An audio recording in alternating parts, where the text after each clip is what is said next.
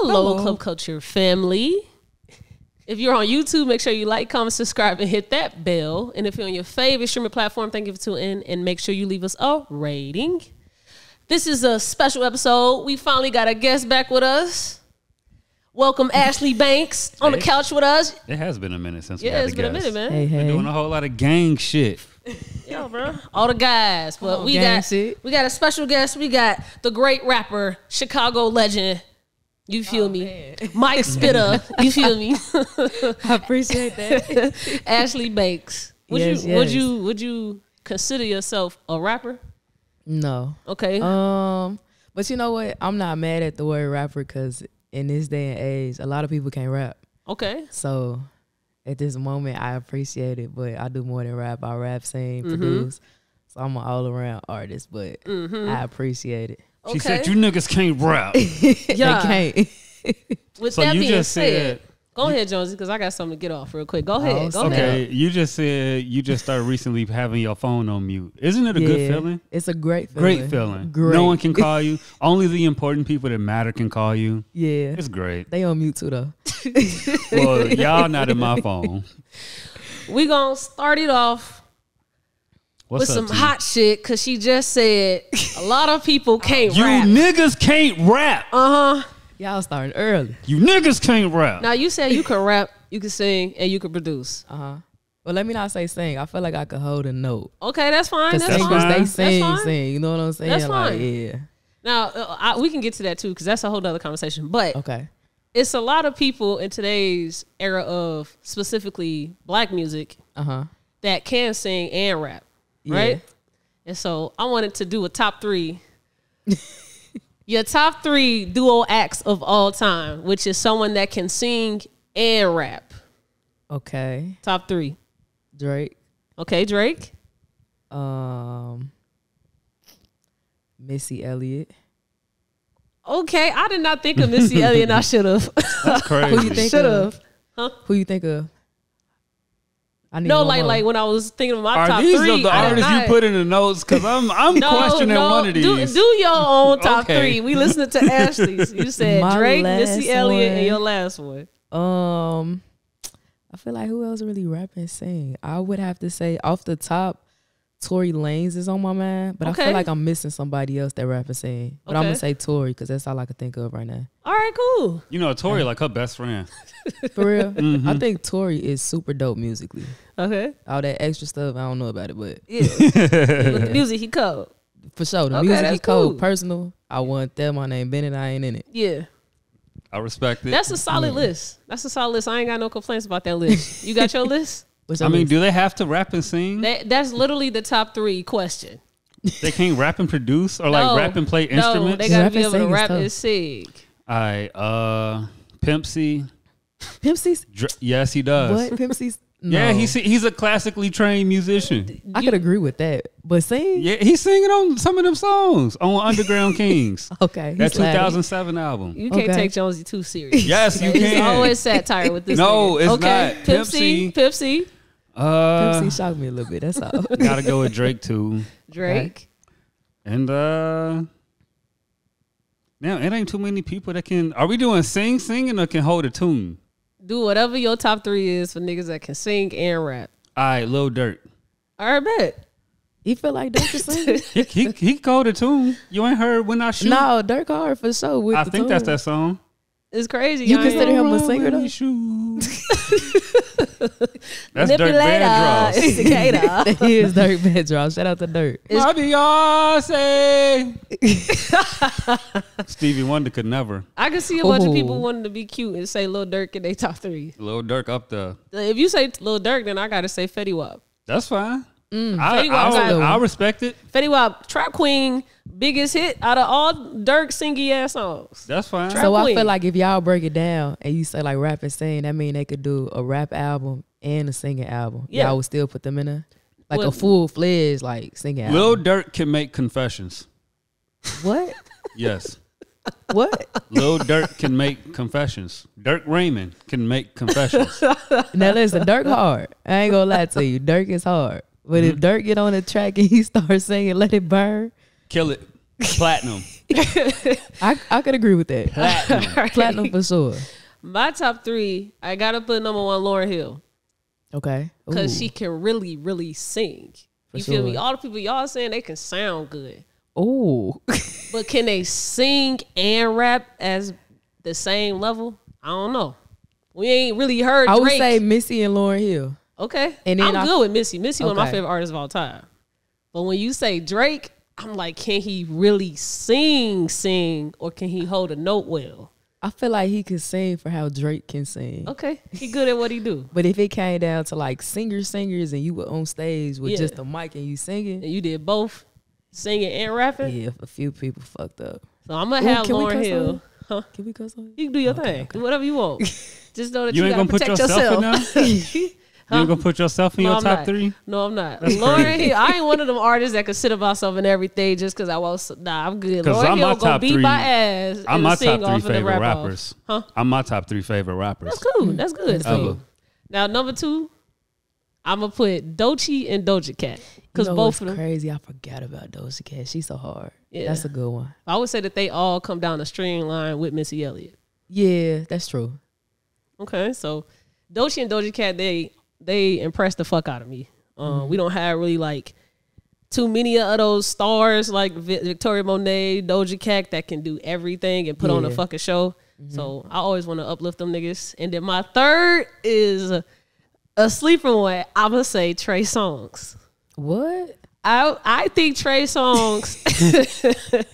I think Trey Songz birthed a lot of these singy rap niggas. Cause he was a rapper before he didn't want to be a singer. He wanted to rap.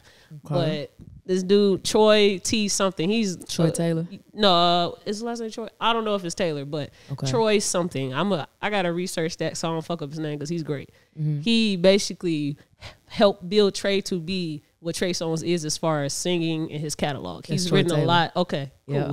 Shout out Troy Taylor. Trey You Songz. can say Trey Songz, but I can't say Pimp C. I don't Yeah, know too, y'all is I ain't crazy. go, That's insane. I ain't go too crazy on Pimp C because I don't really know too much. So I'll That's let you insane. rock. That's But insane. you know when this get clipped up and they go off you, you said Pimp C. That's on you. But yeah, I said Trey Chop Songz. that cane. Trey Songz. Trey Songz walk. So Party Next Door, Tory Lanez, Bryson Tiller, all Don't them niggas can disrespect Trey walk. Songz like that. I forgot about Bryson Yeah, Tiller. yeah. Don't disrespect Trey Songz Why you like say that. that? Those ain't good spawn offs. Oh, really? Because when Nah. you throw in Doja Cat in there, Yeah. and then you throw in Drake, Tory, like musically, Yeah, they can slide yeah, on any genre, yeah. even Missy. So I feel like, But can they sing? yeah, Doja can sing. yeah, Doja can sing. Tory, he better than Drake as far as singing vocally, but I ain't coming to Tory Lanez concert to hear him sing for real. I would go see him sing. I bet. All right, that's our top threes. Let us know y'all top threes if y'all got a top 3 you want to consider that wasn't said. Now, we got a game that we play on the podcast, and because we ain't had a guest, it feel like we ain't played this in Bro, we ain't forever. played this in a minute, bro. I was What? going to search for something. I'm like, damn, this feel weird. Yeah, but the game is weird and all. We're going to give you a headline, and you let us know if you think it's weird or not, and you give one sentence only to explain why. Okay. All right, Jones, you take it off. Oh, I'm excited. So do I say weird or no? You say weird or no, so Okay. you choose which one, and do you get a sentence to explain why? Okay. An 85-year-old man from Washington, D.C. was charged with stabbing his 81-year-old wife to death because he did not want to eat the pancakes she made. Is that weird or nah? No, because this world is crazy right now. Okay. I feel like stuff like this happen every day. A 10-year-old Mississippi boy who was arrested for public urination after he stepped behind his mom's car to urinate has received 3 months of probation and is required to write a 2-page paper on Kobe Bryant. Is that weird or not? No, Why? because he had to use the bathroom, and he obviously had to go before his mama beat his ass. So he had to do what he had to do. High school basketball player and his older brother beat up coach for getting benched. Is that weird or nah?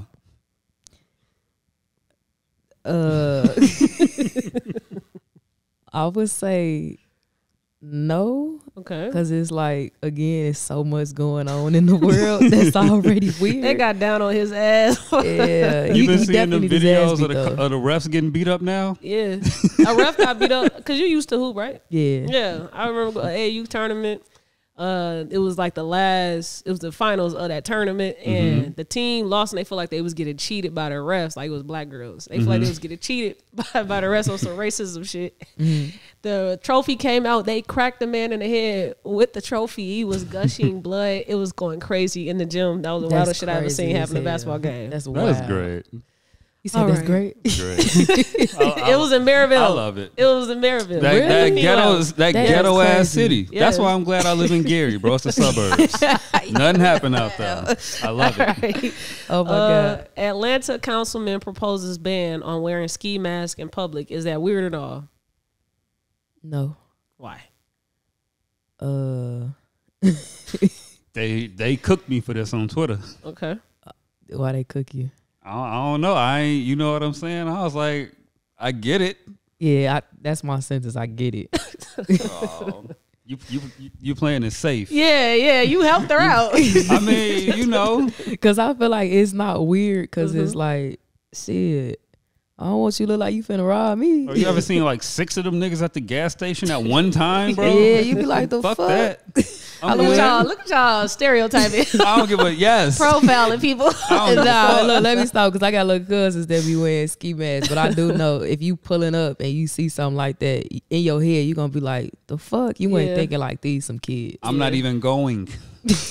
I'm driving it's by. Good. My car don't need no gas. I don't need woods today that Look, bad. and don't let guy. it be hot outside, nigga. Got ski mask on. Yeah, now they up to something Your different. face musty as hell, sweaty as hell, clammy as hell. Man, read the next headline. 4 men charged over theft of $6. Over theft of 6 million gold. Damn it. Let me get that back. You know, you're a little dyslexic. Let me get it. Yeah, bro. 4 men were charged over theft of a $6 million gold toilet from the English Palace. Is that weird or not? No, they shouldn't have got caught though. Okay. Okay. Pennsylvania mummy Stone Man Willie to receive proper burial. Burial. Burial? Burial. It's Burial. burial. It's burial. That's what I'm saying, right? You said burial. We're saying the same thing. No, we ain't. This Say your it time again. now. I Run. love when other people fuck up on words. It Burial. ain't me. Keep going, shorty. You got it. Okay. Pennsylvania mummy Stone Man Willie to receive proper burial after 128 years. Is that weird or not? Weird, because leave his ass alone. Okay. He gone already. Escaped kangaroo captured after punching Canadian officers. Is that weird at all?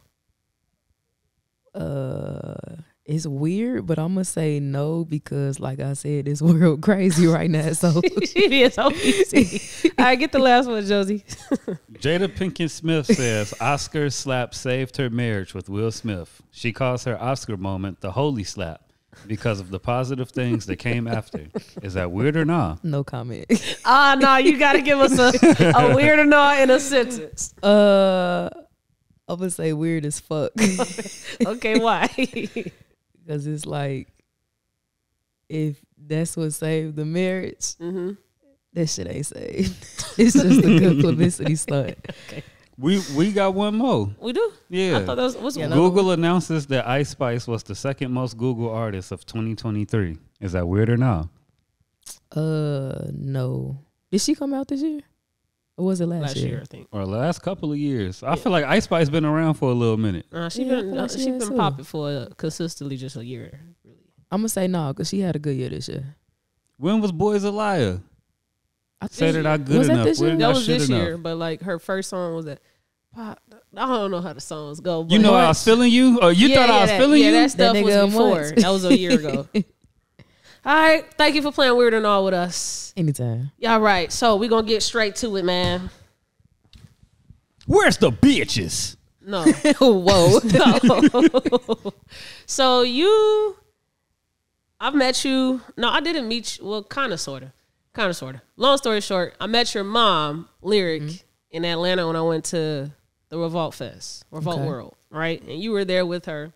So this is how it all started from us all connecting and having you all come and be a part of club culture, come on a podcast, right? So you But met Devin too? No. She ain't see Devin? No, she okay. Yeah, fuck you. But Damn, what'd he do? I want to know. oh, you ain't hear the story? No, who is Devin? Fuck Devin.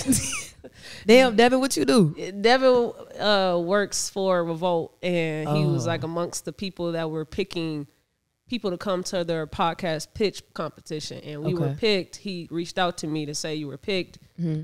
I was at work, so I didn't answer the phone call. He left the voicemail. I replied back an hour later, Mm-hmm. and he never responded for at least a week of me leading up to going out there just in case I could still pitch. I'm Right. still finna go just because you're not responding. Right. So I get there, I'm in front of his face, and he's like, "Oh, you didn't respond in enough time, so I moved on to other people."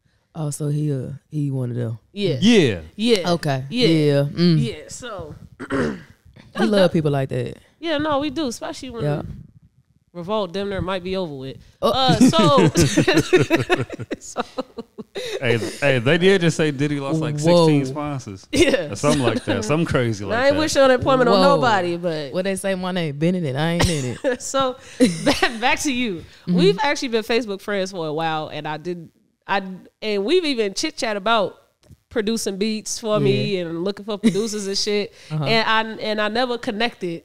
You feel me? When I saw you in person in Atlanta, that you were the person that I already had a connection with in the past.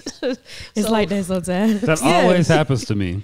yeah. For real? Yes. Every time I meet somebody in public for the first time, it's like if they make it seem like it's our first time like interacting at all. And I'm like, no. But I ain't gonna make it weird. Yeah, yeah. Yeah. This is my first time meeting you. Okay, so Even though we've been DMing each other for a month. officially, this is Club Culture's first time meeting Ashlee Bankz, so we want to get to know you a little bit. Okay. Now, we had your OG come on. She gave us her life story. You were included in that life story. Now, it's your turn. We love to hear all type of sides because everybody can live, we can be in the same household, have totally different experiences. For sure. So I wanted to get a little bit of your insight on the experience that you had just growing up in. You were born in Chicago, right? I was Or born South in suburbs. Gary, Indiana. I did not know that. Let's go. I did not know that. Okay. Some Gary niggas in here. Yeah. Do you claim Gary?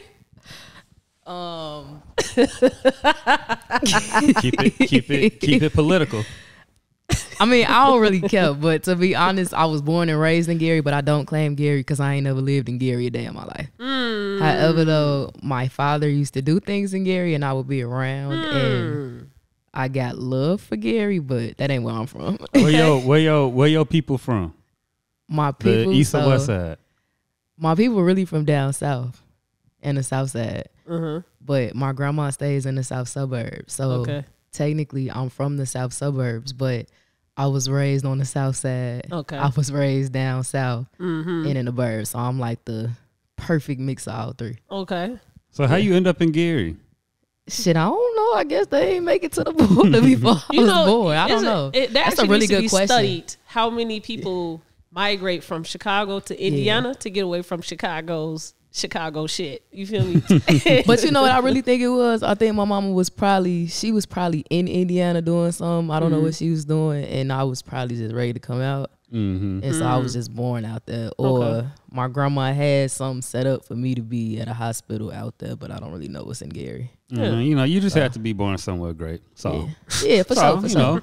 Legendary. There's a lot of grace that came out of Gary, so For sure. I'm you can honored. pick and choose when you want to claim it. I'm on your side. Look, I don't Sometimes discredit you it. don't know. I just ain't never lived there. Okay. So Okay. yeah, but I'll be out there sometimes, you know.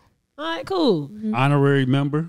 For sure. Honorary member, Yep, for she an sure. honorary member. For sure. I get respect in Gary, so that's Big all Gary that matters. shit. Big Gary shit. Damn Indiana. Was she included on I'm definitely Gary's not top? no indie animals. Was she- No, she's an Indiana. You We an Gary Indiana? niggas. She's Okay. an Indiana. I'm not- Okay. I don't know what I am, but I just don't claim nothing. Because You I don't- was born you in don't claim your Southside city? Chicago, but my mom instantly moved us to Indiana. So I lived in Indiana my life, but we going back and forth to Chicago every fucking weekend. So That's because Indiana like across the street. exactly, So- but it's You like an indie going. I can't claim- indie going. indie going. All right, I A claim that. Chicagoan. Okay. a Chicago. Illinoisian. What I can say is when I do listen to your music, I hear a lot of Chicago in your music. You got do? the Chicago, like Chicago people, even when they say Chicago, they say Chicago. They don't say Chicago. Chicago. You feel me? Chicago, You can just hear. You can hear when a black nigga is from Chicago, and I can hear it in your music. So that's why I assumed you probably was born here, and your mom. She was born in Evanston, I believe. For sure. I don't know where she was born. She said she wasn't born in Chicago, but she was born in, I think, Evanston in our episode, and then she moved and pretty much was in Chicago all her life.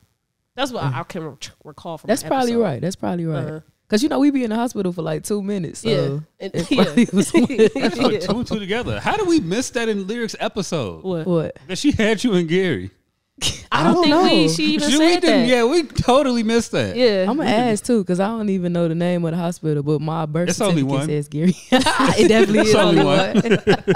But that's even wild, cause like you was watching clips before we started shooting of your mom's episode, and you was like, "Damn, I didn't even know this." Yeah, surprise for sure. And so I really wanted to just hear your perspective on your upbringing in totality. We've gotten a little glimpse into like just from your mom's perspective, the stuff that she said that she know that she couldn't offer or didn't offer when she had you, and just a different relationship she probably had with Kamari. So I just want to kind of get into that before we get into the music. Okay. How would you describe being raised by Lyric? Because she said y'all grew up together. Yeah, we did. So how would you paint that picture? What's this like growing up with your parent? In what way?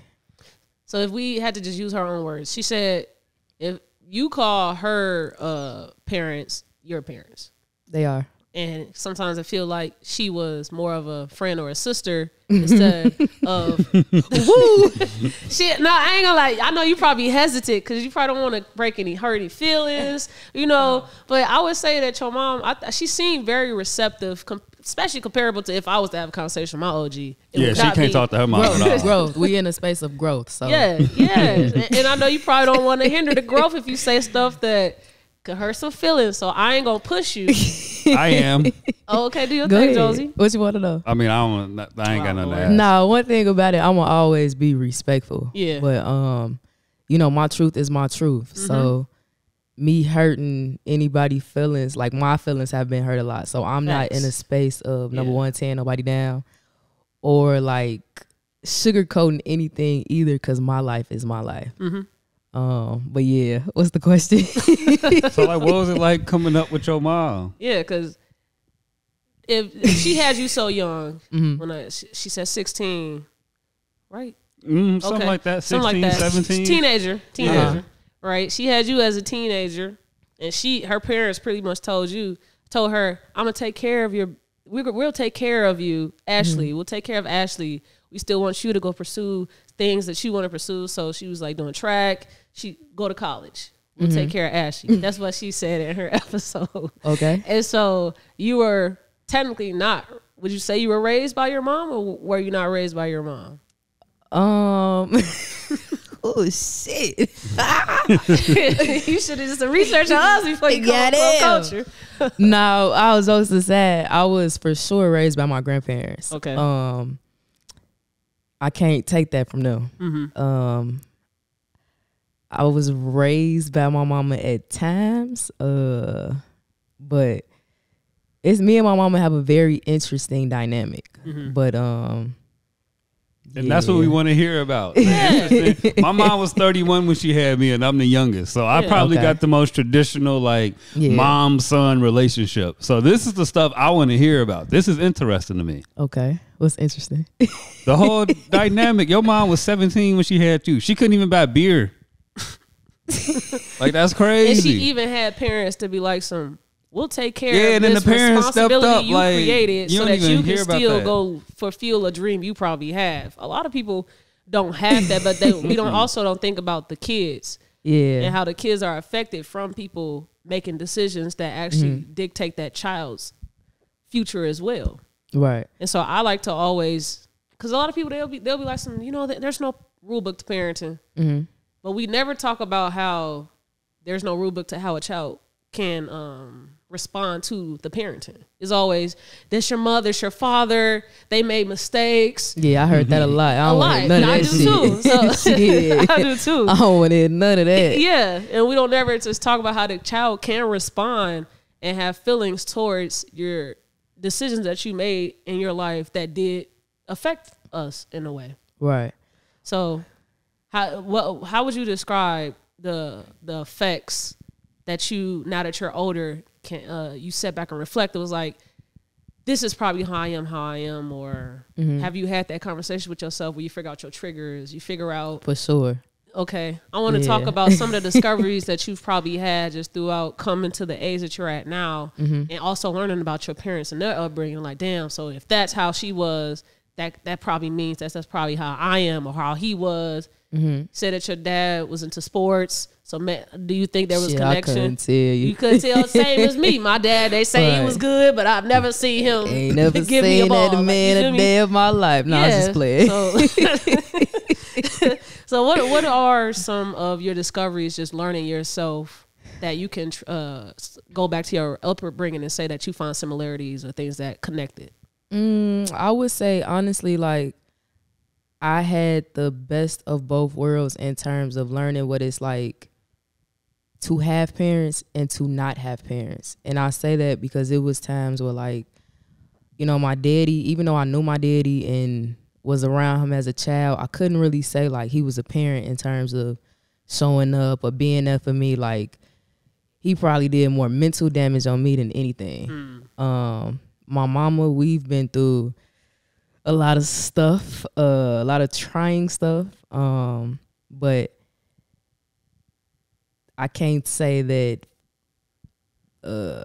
I would say we've had a very interesting mother-daughter relationship.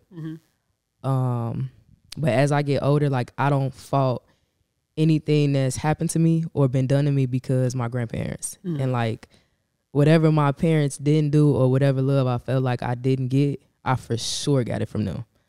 So, yeah. Okay. Ooh, this crazy, y'all. This is how we get down on club culture, man. We had these conversations. Let's do it. All right. Now, I wanted to talk about your father a little bit. One of the things I hate so much is when you listen to my life story, it's always about my mom. Right. Because I can't say much about my father. He chose not to be a father. Right. So it kind of, I feel guilty a little bit because everything that I say is always my mom attached to it, right? Whether it's positive or negative. And we can, you feel me? He could be in the background and not really have any fleck because he didn't make the choice to open himself up to be judged or critiqued. You feel me? And so I wanted to talk about your experience. You said that you feel like your father is the one that played more of a pivotal role in your mental and emotional competency. I'm gonna say both my mom and my daddy. Okay. Neither one of them are like safe from a lot of the stuff that I went through. And don't get me wrong, like, I love my mama, we have grown, but I went through a lot of shit with my mama that a lot of people don't know about. And it might be due to, well, I can say honestly, getting older, like, a lot of stuff was due to what she was going through. So I'm able to give grace in certain areas of just growing and being older. But, like, a lot of shit that was done to me, I know I didn't deserve. And I know, you know, whenever I choose to have kids, that they won't endure a lot of the hardships that I had to just because of something that I chose to do. But with my father, like, but I ain't gonna lie, I feel about, like, to a lot of shit. It's like, it is what it is. Like, you know, I'll hoop your daddy. Okay, I don't care. You can't hoop me.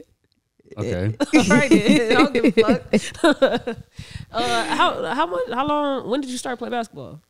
Ooh, I want to say I started probably like 3, 4. My uncle used to, I don't know what he used to do, but I can't even really tell you how I started playing basketball. It might have been because of my uncle, I'm assuming, probably so.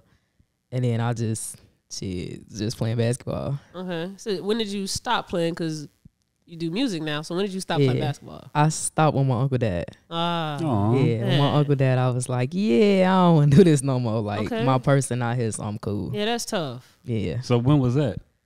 when what I was age? in 7th grade, but I didn't stop until my sophomore year in high school. Oh, okay. Okay. But freshman year, I was like, I was still like, I wasn't really in it for real. But like sophomore year, I was like, yeah, fuck this. I'm cool. I wish I would have stuck to it though. Why do you say so? It kept me active. Okay. And I didn't realize how much of a stress reliever it was. So I definitely like, now if I'm doing it, it's pure fun. And I didn't like, as a kid, it was always fun until it wasn't fun. Yeah, I understand that. That's what everybody say. Yeah. As soon as politics go into some shit, adults start looking at you as a child. Adults think that they on the court or they playing. You be like, bitch, shut up. You had your time. Go sit on that bench. Yeah. That's why I'm glad another kid crushed my hoop dreams instead of adults in politics. It was adults for me. Yeah, adults too. Yeah. Yeah. Slam dunk champion. Crushed my hoop dreams. Super early. I'm weak. Like, yeah, I can't do what that nigga do. Yeah, let me go ahead and pick up this saxophone. So bro. when you put down the basketball, did you immediately pick up the pen? So it's crazy because like with music, I've always wanted to do it. I just never said anything. So like since a kid, probably like 6 or 7, I was always intrigued with it. And I would always like, I can't really remember when the internet came out, but I used to always have CDs, posters. Like I used to think like, damn, they so cool, or like they so raw, or like music is an escape. So I naturally gravitated towards it, but I never said anything. And I still didn't say anything after my uncle passed. My best friend at the time, before he passed, he discovered that I made music and told everybody. So yeah, that's how I'm here today, because he snitched on me. Well, shout out to him. For sure, I love him. For sure, it's my buddy. How did he snitch on you? Like what was that? He was just he was so excited because he thought I was like the rawest person in the world. And he basically, like, we used to have an iMac. And so I was recording on GarageBand. Okay. And I think the first song I recorded was Pop Champagne. And it had like all these crazy melodies, and I did it without the beat. And his nosy ass went through the computer and he found a session, and then he was like, hey, y'all heard Ashlee new song? Ooh. And I'm like, nigga, ain't nobody heard shit. Like, they don't even know how to do this. And from there, like, I wouldn't be Ashlee Bankz without him.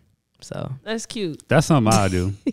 Hey, y'all, come listen to this. Hey, yo, Ashlee cold as hell. That's exactly what he used to do too. It's crazy. That's funny. Now, what if you had to describe the type of rapper that you was when you first started? Some niggas was spitty lyrical miracles, and some niggas was on they pop they shit type of rappers already young. Yeah. What type of content was you speaking about when you was younger? Shit. I was like rapping. Okay. Like, I used to listen to a lot of Eminem, Lil Wayne, so I used to like, I wanted to rap. Like, I don't know rap no other way besides talking about what you going through or like really writing your bars out. Okay. So, yeah, them shits was weak though, I ain't gonna lie. Do you still write your lyrics, or do you? No. From top? From the top, yeah. Okay. The microphone be in front of me, and then I'll just go off the top. But I think I might ease back into writing. Okay. But I always, like, say I go in the studio, I record it, I listen to it, and then I come back and change it. Like, I'll be in the shower and be like, okay, yeah, I need to change that line or tweak this. So my process is interesting. Do you battle rap? Hell no. No. Because I was going to say I'll bar you up. Do your shit. Don't take this nigga serious. Bar you up. Shit, I ain't no battle rapper, but shit. Bar you we up. Go track for sure. All right. I like this. I like competitive rap. I remember I was in a rap. I was in a duo group. I was a singer, and a friend was a rapper, and we was all downstairs with a producer making beats. And her name is Unique. She from Gary. Shit. Okay. Well, you don't know your people. You don't know your people. My bad. She live in Atlanta now. I remember she was down there, and she was like kind of had like some type of buzz at the time. We was in like we was seniors in high school, and it's not Dakota Unique. Dakota Unique. Oh, why didn't you say Dakota? Yeah, I know Dakota. Dakota from EC. She you from made Gary. me remember her name. I said Dakota. So long story short, you would think she can rap, like cool, got a name going, and we was newcomers. Right. The rapper that was in the group, Nene, she was cold. She could freestyle. She do all her little things. A dude turned the beat on. It was like, Then they went first. She did her shit, spit her bars, and then it was Dakota turn to freestyle. She was like, you know how Young Thug them sound. You just gotta hear her. It's a certain type of sound. She does a certain thing. Okay. It's like Young Thug, how they got that little streaky voice. Yeah. She was doing some shit like that. Right? So she animated. Right? She Okay. animated. She was trying to freestyle. She couldn't get nothing out that made sense. And then she finally said one bar and it made sense. It rhymed. She's like, ooh, and she stopped. And we was like, wow, okay. You're not good. Damn. I like Dakota. Hell no. No, that was Dakota then. I ain't shitting on nobody today if they grown. But at the time, we thought like she was finna go crazy. Yeah. She was on this TV show that Rick Ross and the Dream had. Okay. And they did have a show. They had a show on MTV or VH1, and they had up and comer rappers or singers on it, and they would cancel out people. You had to know how to write your own bars and shit, and so they had competitions, and she was on that competition, and people in the city was voting for her and shit. So we thought, you feel me? She probably you finna go crazy on this. Right. No, she did not. So that cracked me up.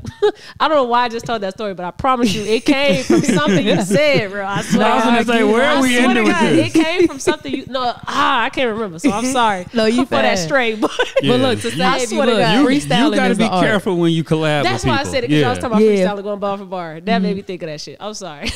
Yeah, you Nah, like be you gotta careful know with your collabing. strong points. Like if somebody was like, right now rap, I'm gonna be like, Yeah. fuck you. About what? Okay. This is it. Yeah. Not even about what, but like I'm not a battle rapper. So I know my lane and what I do. And I know like shit, I ain't the coldest freestyler because I don't practice freestyling. Like I go in the studio and freestyle, but even then, now don't get me wrong, I'll be in front of the mic and say some shit, but then I'll be like, nah, take that out or change it. So everybody got their own little niche with the shit. Yeah, making music is a process, and sure. everybody's different. But me, I'm gonna bar you up on the spot. Cool. Do your shit. Do you think that when you prepare yourself to come to podcasts, interviews, radio shows, you should prep the people's platforms you're finna go on and say to them, hey, if you want me to do some shit, I ain't a freestyler, or you know, should you prep them or should you just go ahead and throw yourself out there? And if they happen, cool, it happened. If it don't, prepare yourself. I don't know. What do you think you should do to prepare for things like this if you're a rapper? I say, so like, say Funk Flex. You obviously know you're going on Funk Flex, right? So I'm pretty sure it's prearranged because you know what you walking into. Yeah. Just be ready. Yeah. So like something like that, then okay. Mentally for me, I would have to prepare and like get in my zone to freestyle or do something that, you know, and even if it's not a freestyle, cause like a cheat code, I'm gonna tell it. Rappers always have bars in their heads. Yes. Bro, all that shit is written. Yes. Like it's written. Like I got shit in my head. I could be like, oh, you want me to do something? Yes. And you ain't never heard it. Yes. And I could have just did it last night. That's cool to me. You don't do you consider that a freestyle still? In a way. Okay. Some people say that's not the purest form of freestyle. That ain't a freestyle. No, because the purest form is like, you could say Juice WRLD, right? He could just flow and keep going. That's freestyling. Yeah. But that's what he do. Yeah. That's what he was known for. So it's like, if you tell, we could just say Drake. We know Drake is not a freestyler. Can Drake, of course, bar some shit up and put something together? Hell yeah, same as could I. But if you tell Drake to just freestyle, he gonna be like, I don't know, but he probably be like, shit. He gonna give you a written. He ain't never heard before. Yeah, and ain't nothing wrong with that. Yeah. It's a rapper from Chicago that went on one of them big freestyle shows. He rapped his whole set to us. Yeah. All the way through before he went on and did it. So I don't got no dog in the fight. Yeah. I don't like freestyles in general, but it's cool. Some be hard. I feel like freestyling is like an art of remixing. So depending on the setting and what it is and like what it's for, but me personally, I don't care to hear niggas rap over beats that's been used. Yeah. I feel like once you used it, I'm cool. So I mean, now in today's times I don't, but like when Lil Wayne used to go crazy on other people's tracks, I appreciated it. And I kind of miss it in this era. Yeah. But then again, if I think about it, like music is so different now that it's like, shit, half these beats ain't really hitting for real to what a point you even want to go get on remix something. Yeah. It's like one song per season that gets that like literally. Everybody want to freestyle on the treatment. And it's very, very rare. And I know that because I was getting ready to do something. And I was like, man, these fucking beats whack as fuck. Like, I don't want to rap over no fucking loop. Like, I recorded 37 lemon pepper freestyles. 37? 37. Okay. There's about an hour's worth of raps to that beat alone. I'm like, geez. What's the beat? It's the Try. Whose song is What that? song is that? Drake, lemon Oh, pepper. Yeah, Drake. Yeah. You're right. Okay. You're right. Yeah. That shit gotta be annoying though. Yes. Yeah. That's all I hear, especially just being in Chicago when you are an R&B artist and you want to go record some new shit. They be like, oh yeah, come on, I'm tired of recording. All I do is just rap every day, record rap and shit every day. You got to get creative with it. You got to have fun with it. Mm-hmm.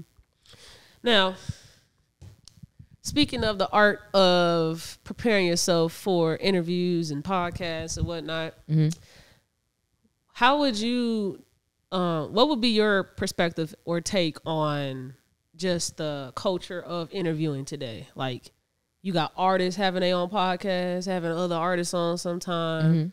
You got people like Nicki Minaj, she went on Kai Cenat's stream recently. That's not normal or traditional of interviewing. How would you speak on just how unorthodox interviewing is today? You know what? I'm going to actually say I like it because I feel like you get to see the artist be a person. And like radio interviews, they used to be a thing, but if we peep, like, shit, the radio interviews, everybody was asking the same thing and asking the same shit. Yeah. So it's like with a podcast, like how we range from any and everything, like I feel like it's special now. The content is more personal. So I like it. Okay. Would you say that you couldn't really get to know the artist back then like you can now? For sure. Beyond their music? For sure, yeah. Okay. But I also feel like that's a blessing and a curse too, because some artists, you know too much. Yeah. But like I would have, like, right now, what if Beyonce would have did this podcast? Like, bitch, what you be doing? Well, not bitch, my bad. But No, like, you could do your thing. what you be doing? I want Jay-Z to come get me. But like, what you be doing to prep for interviews, or like just normal questions that people want to know and people want to ask. Yeah. And then like, even doing something like this, like nobody knows that I was raised by my grandparents. Yeah. Like, you wouldn't get that unless I was on the internet, like, but I feel like it's special. I mean, your mom kind of gave it up though.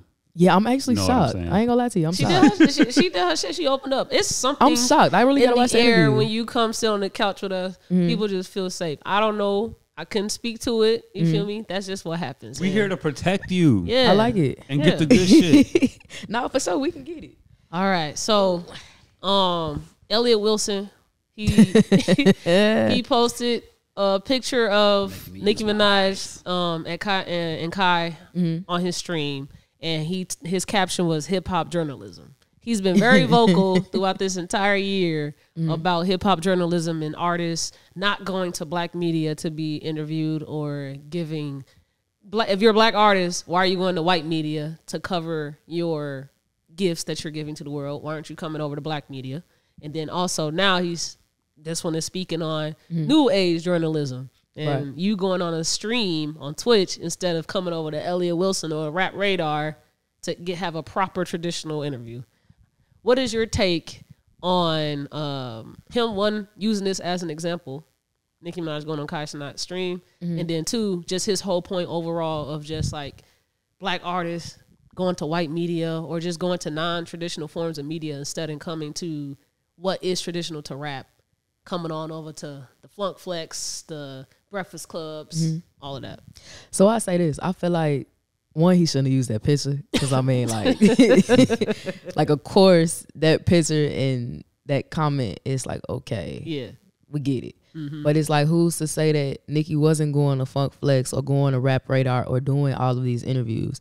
And then it's like, not trying to be funny, but shit, these damn streaming shits and what else they doing? Like, these podcasts, they damn near bigger than a lot of platforms. So why not actually go where the people are?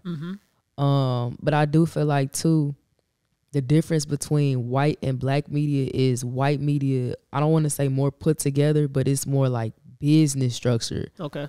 Where I feel like black media has the potential to do the same thing, but They don't. and I think I'm learning this too. Like, I'm not gonna say like we as black people are all over the place, but sometimes we can do too much. Where it's like we could fuck up our own bag, and then if you really think about it, like musically too, if we just put the money aspect in it, like these pop artists are killing. Yeah. And it's like, granted, yeah, they got a better platform and a better system, but just imagine if we had the same respect in the black community, and it starts with Eliot Wilson not doing that. It starts with you embracing Cassinet, and then, is that his name? Kai Sanat, but you could. Yeah, Kai Sanat. That's a pretty name. Yeah. But it starts with embracing black people instead of tearing them down. Yeah. So me personally, I seen it, but I ain't gonna lie, I scroll past this shit because a lot of this shit be goofy as hell to me. Yeah. So and I'm tired of getting suspended on Twitter for cursing these niggas out. So Nicki Minaj, she did respond. She said, Eliot, if you spit Jay-Z's dick out of your mouth for a second, you'll be able to be happy for the newcomers. Isn't that how y'all try to tarnish my image by saying I'm not welcoming new girls in? Did songs with all of them. I did songs with all of them though. Why you not happy for this young black man like Kai? So that was her response, and then he actually came out and he apologized to Kai and his family for using, him as an example because his message still stands. I'm pretty sure his message still stands. Like, yeah, he shouldn't have used Kai as the example. He shouldn't have at all. He's not a journalist. He's a streamer. Yeah. But dumb old nigga. I will say, Eliot Wilson, he has Rap Radar. I think Rap Radar is a very, very dope podcast. And I feel like they do get elite and quality artists on there. Yeah.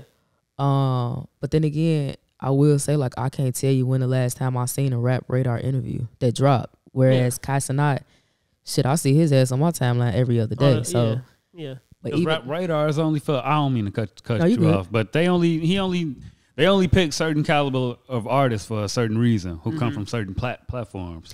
But I feel don't even know why he even felt like he's competing with Kai.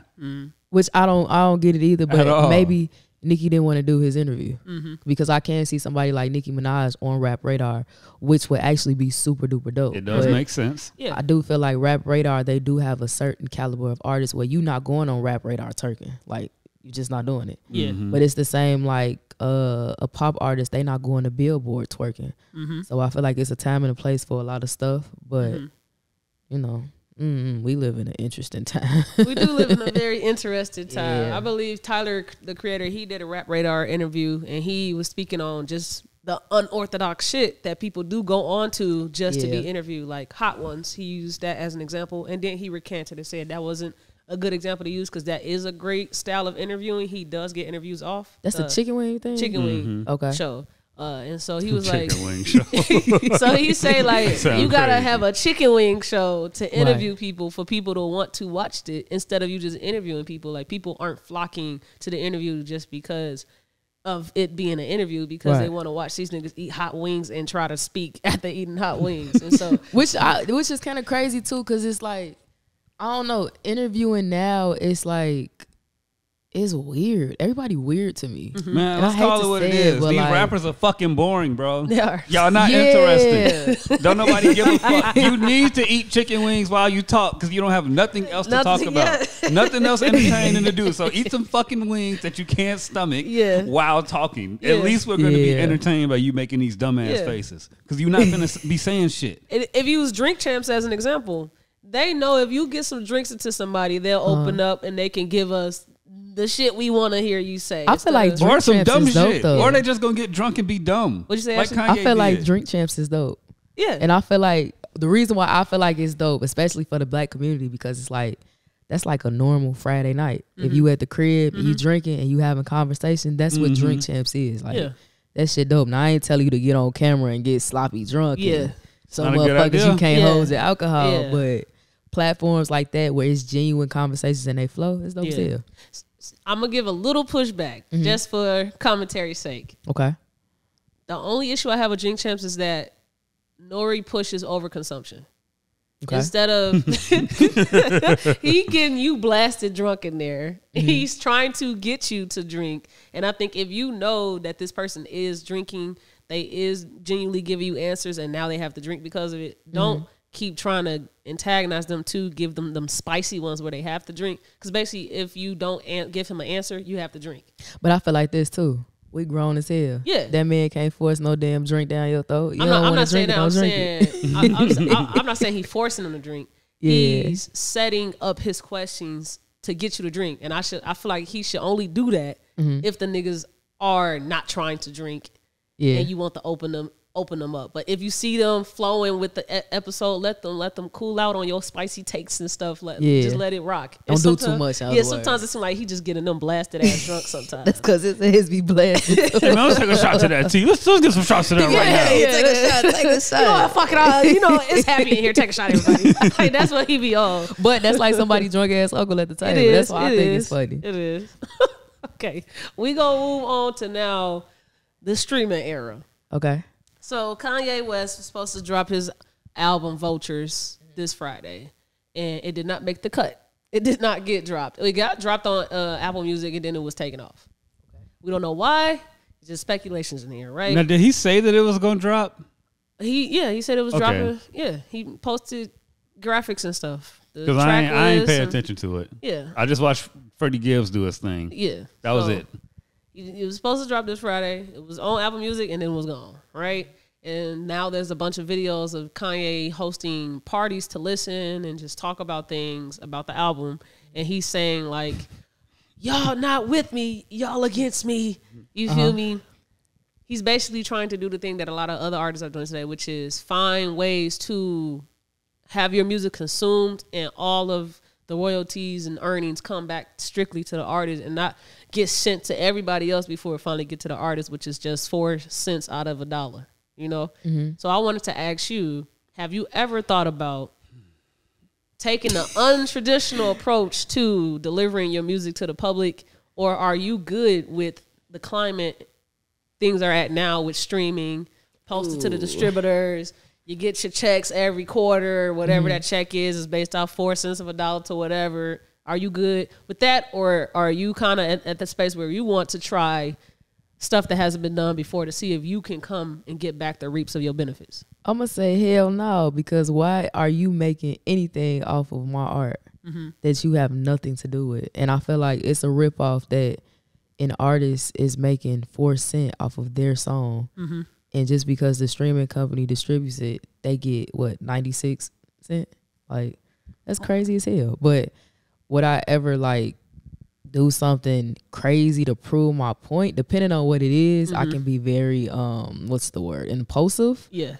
If I feel like I'm called to do so. But at this day and age with streaming, it's like, what really can you do except start your own platform or drop it? But it's like, shit, how you gonna do that? You gonna create a new internet? Like, what you gonna do? You could hand to hand it, and people don't want to. People really don't want to do the unorthodox methods that people used to do to get their music off. And I feel you, but DSPs aren't there for artists. They weren't started for artists. They not there to benefit them niggas. But even if you do the, go ahead. It's a digital streaming platform. Some people came up with the idea, hey, I'm finna take all these people music, I'm gonna put a bag into owning it, and then y'all can come put it on my platform and I control the money. Okay. I don't think nothing wrong with that. But that's the world though. The world is like that. Yeah, it's business. Yeah. Now it sucks because even then, like, say you wanted to go back to the old days where you could sell your CD. Yeah. Ain't no damn CD players in the car. So it's like, my 2020 came with one. I bootlegged my own CD. Yep. For real? I bootlegged my own CD. Damn. The Mecca official soundtrack streaming everywhere. Okay, go get that. Jonesy 49, go get that. My 2020 came with a CD player. My 05 obviously got a CD player in it. But even outside of where you play the CD, like, people just want like a piece of dope something. Like, you got a dope CD case thing that people want to hang up in a whatever. Like, people are bad at. But I feel like too, we in a generation of like, I don't want to say minimalism, but to a certain extent, it's definitely minimalism. And I know that because I'm like that. Like, shit, if I ain't got to have a lot of stuff in my car, I don't want it. Like, it's not the same day and age where, like, as a kid, we used to have posters, CDs, or your favorite artist assigned. Like, nowadays, the picture is actually worth more than the actual CD. Because anything can happen to a CD, whereas like a picture lasts forever. And not to say nothing can't happen to a picture, but you know, if you post it on social media, you can always go back and find it unless one day we wake up and the internet is no longer. Yeah. But I feel like until a lot of the things that are accessible aren't, there is no going back to the old days. So it's like for the music, you really just gotta take what you can get and then make it work. So shit, we know we ain't really making no money off of streaming. Yeah. You gotta make that money somewhere else. Which is why you got all these damn shows every year, especially during tax time. So they Hell yeah, look, book me. G Herbo Performance Showcase, 300 a slot. Come perform here today. Hell no. You dumbass niggas. Okay, so let's start from before we get to that. Would you say that if you go the traditional route of putting your music going to these DSPs and just seeing where that takes you, would you say that that is a setup to be scammed because you do not get back in return? I would say this. I think in certain aspects it's dope because like when you upload your music, and I'm gonna just speak for me personally, like how the hell somebody in Germany has heard my music and I've never been to Germany? Or like somebody in Africa sending me videos of them listening to my song. So it's like I can't really complain about the DSP because it's putting me, well, I feel like if your music dope, it's gonna take you where it's gonna take you.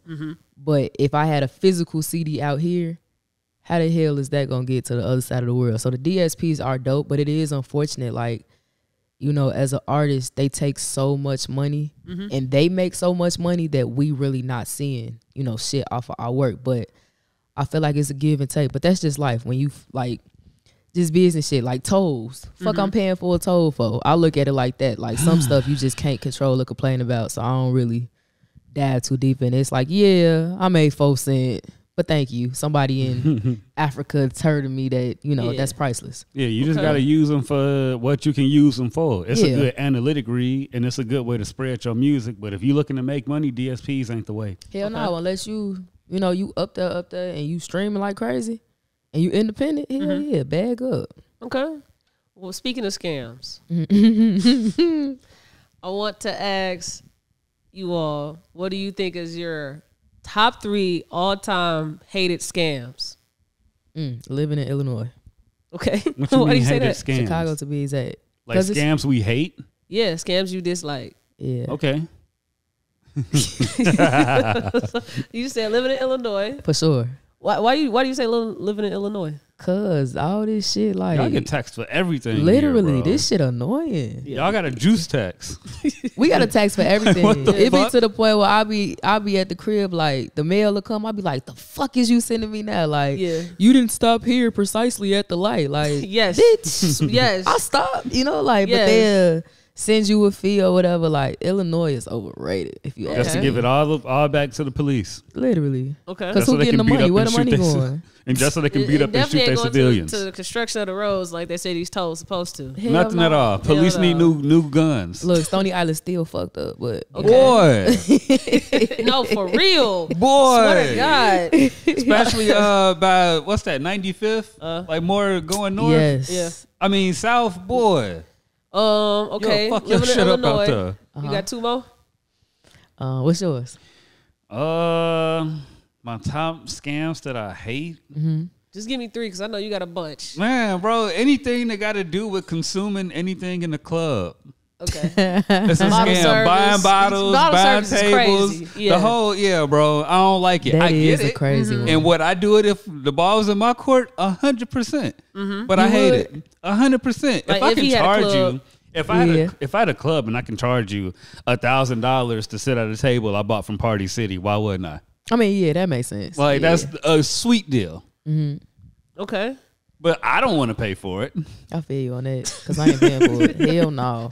Get somebody else to do it. $300 for a $30 bottle of Hennessy? No, bro. Yeah. But would I sell it? 100%. Any day of the week. For sure. I'm gonna say healthcare. Paying for healthcare is one of the scams I hate the most, cause especially for shit that you have no control over. Like, I have induced asthma. I had no control of being born with asthma, Right. bro. You can't help that. So Right. now I gotta pay for these breathing treatments, these tests, and I also am blind as fuck. I got contacts in. I was born blind as fuck, bro. I Okay. have terrible vision, and I have to pay almost $500 every year for contacts. I ain't gonna and let glasses. contacts a scam. I Yes. got contacts in. That shit If is a I was scam. wearing your hoodie, could you read it where I'm sitting without your contacts? Probably not. I could Because I can't read none of that shit. Yeah, I could do that and try, but So you can't see either? Yeah, I can't read none of that shit. So you be Yeah. driving and you can't see? No, I He got Oh, his you glasses. got live in my glasses, glasses. okay. No, you got It's just the glare from the lights. Yeah, I can't. I'm blind as say shit. you wild as hell. Well, yeah, I don't no. leave the house past 6 p.m. That's why I wake You up don't? at 3. Hell yeah. I ain't trying to be a danger to y'all. I ain't trying to fuck No, I nobody got shit up. astigmatism too, so at Hell night things yeah. is more blurry. Y'all all fucked up. I am in the crib. Yeah. I'm blind. And that means you got to pay more if you have astigmatism. Nah, and that's if true, your that's prescription ain't the same eye, you got to pay 2 different boxes Yeah, that's instead of true. 1 box. So I Oh, ain't no, gonna they lie, getting off on y'all. contacts and glasses is a scam. I know Yeah. that because I wear glasses or contacts, but I'm not like, I can see, but Then what's you the get word? LASIK and you got these fucking massive headaches that make you want to unalive yourself. Like it's damn, just chill. I'm gonna get like don't Damn, I kinda don't want get LASIK. LASIK. Yeah. Who? I kind of want LASIK. Don't get LASIK. I'm not though. I'm not gonna get it because my eye doctor told me like my eyes just going through changes, but when I get like 40, my eyesight to go back to 2020. Yeah, That's leave it. interesting. That's don't weird. don't get that Yeah. LASIK shit. I ain't heard no Yeah. good I experiences want with it that. though. I ain't gonna I get want it though. too. Hell Why should I nah. give me 50% off if I go get it? I could have got it for free in the military, and I did not do that shit. Well, Damn. that was when it was dead ass new as hell. Nah, so you fuck gonna that. lose an eye. Fuck that. Okay. Fuck that. Okay. All right. I got one more scale. Okay. When I was younger, my peoples they love going to Peppies. Peppy sound fat right now. Okay. Real Chicago shit. And Peppy. so that was really my introduction to Mexican food, Peppies. Okay. And if you know Peppies, you know they all that you only go there for the tacos. Literally. That's it. Y'all don't go for the margaritas. The chips? No. Well, yeah, the grown people, but we was, Oh, okay, I was okay. kids, so just the tacos. And the menu, it had like everything was with refried beans. And so I hated beans growing up, and I would never get them. But my mom, she would always have refried beans. And so I thought that refried beans was going to be fried beans times 2. When she got that plate and it was just a slob of mashed potato beans, I thought that was the biggest scam ever. Why is it called refried beans? This nigga. She fucked you up with that one. Yeah. Shout out to my dukes. Thought you was gonna get some crunchy baked beans. Yeah, I thought it was gonna be some texture too. That Dang, shit I don't sloppy want to as talk hell. about food right now. Okay, okay. We Crazy. gonna move on. We gonna move on now. Ashley. Oh, you slamming the phone. Yeah, man. It's time to get to business now. Okay, talk to We me. got the casual shit out the way. Okay. We finna talk about some music, man. Okay. Did you touch on all the personal stuff you wanted to before we get to the music? Well, all that stuff is gonna tie in. Okay. So, whenever I see you, because I pay way more attention to you now that we match the face to everything. Whenever I Okay. see you make posts on Facebook or anything, it seems like you have like something hanging on your shoulder. For sure. You feel me? Damn, I thought I was doing better though this year. But okay. Okay. you probably are. I just wasn't paying attention in That's the past. the Scorpio in me and the stars. Let me know that you're going through something. Mercury is in retrograde. Mercury's a Gatorade, so let me know. But underrated, underdog. Would you say that is still the case for you? For sure. Okay, let's talk about that. Let's talk about why do you feel like you are still underrated, underdog, credits not given? I think a lot of it has to do with the era that I was a part of. Me and my mama was in it together at the same time, and I took the back seat. Okay. So in Chicago specifically, I never had the time to shine and like be my own person, if that makes sense. But it was like no secret I could hang with everybody that blew up in 2012, but I was made or I was forced to be in the background. Okay. And so now I'm like, as I've healed and grew and just different things, now I'm starting to get like respect in different things. But yeah, for sure, it's power in being an underdog. So now I don't mind it because I Okay. feel like you never know when I'm coming. and I can't be duplicated. So it don't bother me. It used to, but like now it's like, shit, I'm gonna show you better than I could tell you. And then you got to watch things go wrong without being invested in it. That's the best part. I watched a lot. Like I love watching shit lot. fail that I have no part in. Yeah. And the lesson you learn from it. So you say 2012. Yeah. Now, if I had to try to go to my little brains, what was going on in 2012? Chicago, watching people go further than you feel like you supposed to be with them. Would you say that is around like Tink and Dreezy and those acts? Okay. For sure. Only what does Xana when I pop out? That's Katie. she was Katie was in that era too though. Yeah. So Chief Keef, all of them. Yep. Right? OTF Nikki. That's my dog. Shout out You know? Nikki. But Shout so out that's Nikki. family. Now her mama said that's not her name. That's not her name. Her name is Nikki. That's really not Nikki her from name? the Credit Click. Damn, I can't call her. She forever is how could you say it? She's for sure a Family? founder of Yeah. OTF Nikki, but she's so much more than OTF. Like she's her own person. So like we really can't call her that. No. Aw. I mean, cause she her own, you know, like she's her own brand. She's her own person. And she's not, even though I can't speak on her situation, but like I know if it was me, I would want respect for what I built for myself. Right. Not for something that, you know, On my past. yeah. All right. Pour out a little Respect the liquor for rebrand, man. Pour out a For little sure. liquor for OTF Nikki, man. All right, you Man, it's- no, we ain't pouring no liquor. She ain't dead. She alive. I mean, no, Shout out but to that Nikki from the part- Credit Click. Yes, Yeah, she shout doing her out shit. Nikki, Credit man. Click going crazy right now. She So on her yeah, boss shit. you got to put some respect on her. Thanks. Now, I know your mom played a hand with getting Tink closer to her deal with Timberland. Yeah.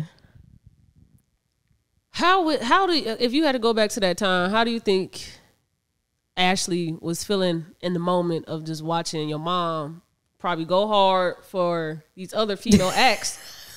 Yeah, I was just gonna ask, like, where were you during all of that, and what were you doing? Yeah, because you could kind of put you not exactly in the same category as far as your music, how it sounds today.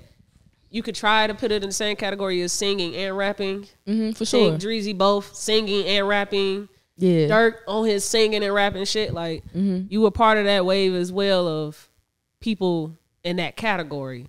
And so how would you describe, if you had to tap back into that time, how were you feeling seeing these people be elevated in heights that you weren't getting brought to as well? I was very angry and I was frustrated because it was like, what can I say? The truth. Everything. How you really was feeling. I ain't gonna lie, I was mad as hell. I was upset because it was like if the tables turned, and it was mine, I would have pushed for mine first before anybody. When you say mine, you mean if that was my daughter? Yeah, Okay. for sure. But you know, at the time, it was an interesting time. So I don't fault my mama. It is what it is. But me at that age, I was very upset because at the same time, a lot of people would come and ask like, well, why you not getting the same love or the same push? So that was probably like for sure the most frustrating. Like, you just as good. Like, you got it, blah, blah, blah. But at the time I was made to feel like I wasn't good enough. So I was doubted. A lot of shit was going on. I got treated indifferently. Okay. Yeah. But now it's like shit, I'm glad that it happened. Okay. Why so? Cause shit, a lot of stuff that happened to me, it happened for me. So I'm not mad about anything because it made me who I am now. And I know where I'm going. I know where I'm headed. And I honestly think like when I was that age, I've always been a visionary, but people couldn't see my vision. And so like I was always different. Yeah. But I think because I was so different, people didn't know how to embrace it. Yeah. And not different in terms of like wild and no shit like that, but like creatively, I didn't want to be mediocre. Yeah. And I wanted to like, when it came down to shooting videos, I actually wanted to tell a story. And it used to be like, oh, she's difficult to work with because she don't want to just stand on the block and shoot. And it was So like, you don't want to stand in Yeah, Uncle you ain't House just and wanna- point guns at the Yeah. camera. yeah, that wasn't me. Hold Like, weed. yeah. Yeah. 16 niggas with no shirts. All in the video. But so. We actually had somebody on the pod who said that the Love Sosa video was shot at her daddy crib. Probably was. I believe it. And it's like, it's no shade to, you know, the artist that was doing that, but that just wasn't me. Yeah. So for me, I always wanted to like create, but I got knocked a lot for being a creative. So that was probably like, at that time, that was the most frustrating part. But I'm thankful for it because at the same time, with the Tink and Timberland situation, I was around it so. Yeah. So I got to see a lot, and then I got to meet Timberland. So okay, it was dope.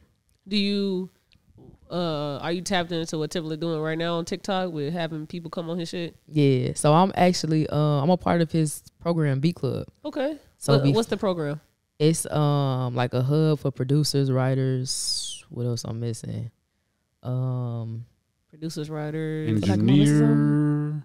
No, it might just be producers and writers, but it's like a it's a full-fledged media company, I think. Okay.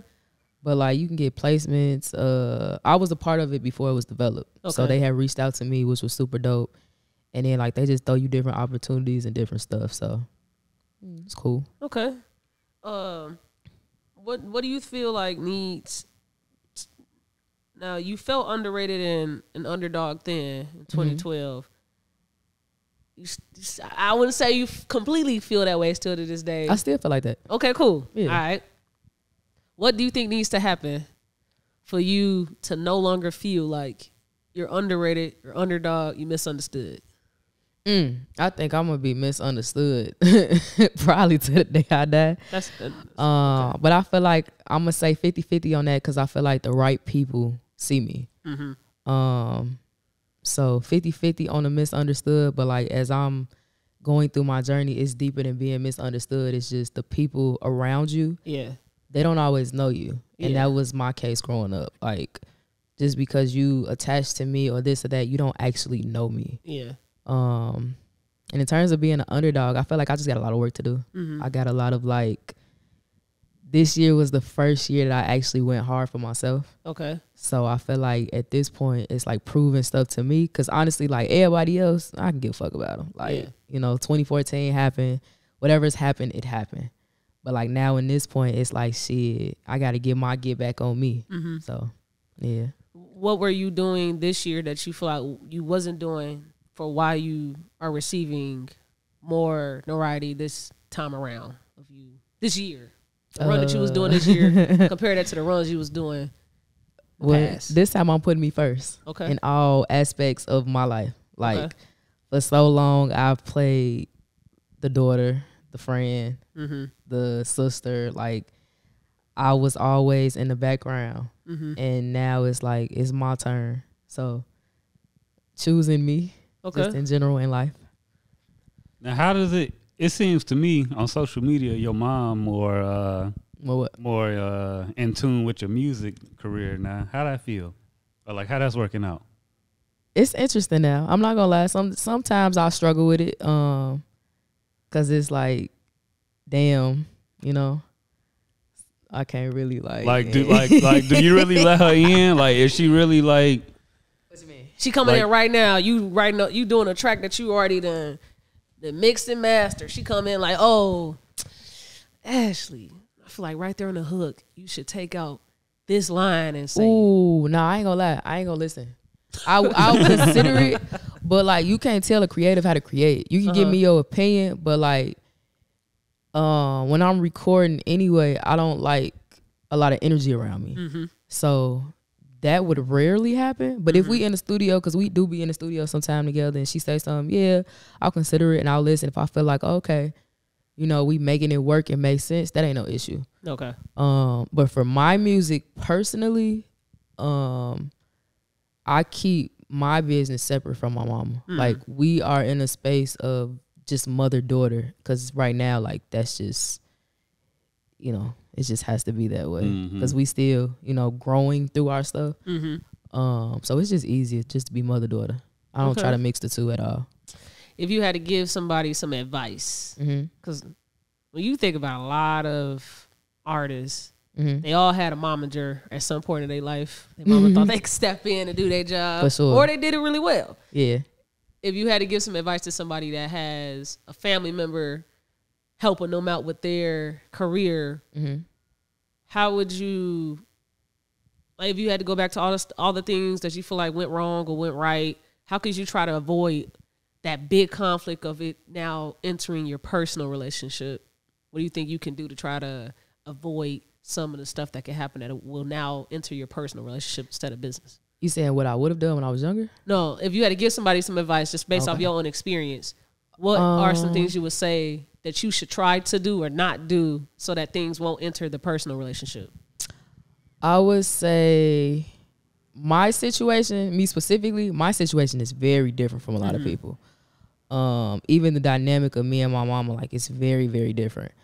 But I would say for anybody that's doing it, like number one, if you gonna bring personal in to business and you choose to do it that way, like you gotta be close with whoever you're bringing in. If that's your mama, like you and your mama gotta be on the same page, or you gotta know the dynamics of the relationship. Okay. So like if you don't know the dynamics of the relationship, or if y'all like so-so, then your business gonna be so-so. If y'all on the same page in terms of locking in and making things work together, then there's gonna be respectful disagreements and agreements.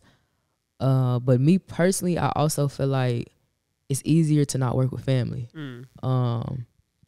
I wouldn't suggest it, but I wouldn't say be against it either, because sometimes like I have seen dynamics where family, they make it work, but I also feel like that depends on the foundation of the family. Facts. And that depends on the trust in the relationship. So I feel like if you got a real solid foundation, then hell yeah, that's gonna work, because you're able to separate the two. Like, hey cousin, I love you, but let's just be cousins. Or like, hey cousin, I still want your opinion and your advice, but bitch, you getting on my nerves right now. Like, if you have that dynamic with your cousin personally, you can do that business wise. Or if it's just, you know, y'all don't really know each other and y'all trying to figure it out, and I'm just speaking in general.